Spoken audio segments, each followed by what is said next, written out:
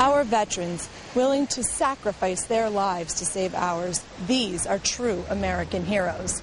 New York State Senate is committed to ensuring that their needs are met by offering better benefits and protections to secure a solid foundation for their future. I don't believe we can do enough for our veterans, but many of the things here today help us move along that road. In this year's state budget, tuition assistance to veterans was increased from $2,000 per year to $4,350, allowing them to attend a SUNY or CUNY school tuition-free.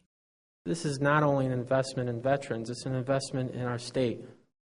Affording our veterans with even more educational opportunities, the Senate has announced legislation that would extend the National Guard Scholarship and create a task force to study and allow SUNY and CUNY schools to accept military courses for college credit. Healthcare is important to all Americans, especially veterans and their families. The Senate has proposed legislation to provide for the state to pick up the cost of co-pays for active National Guard members enrolled in the TRICARE health plan. Speaking for the 38 veteran organizations that I speak for in the state of New York, we're very happy the Senate came out with this legislative package, and it's going to bring a quality of life to the veterans in the state of New York for the sacrifices that they have given so we can be free. This year's budget also included $150,000 for the K-9s for Veterans program. They give us our independence that we used to have. And I can't say enough about what these dogs do for us.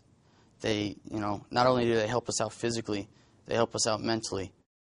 The sacrifice that our military men and women make also affects their families. The absence of a mother or father for extended periods of time takes a toll on the family left behind.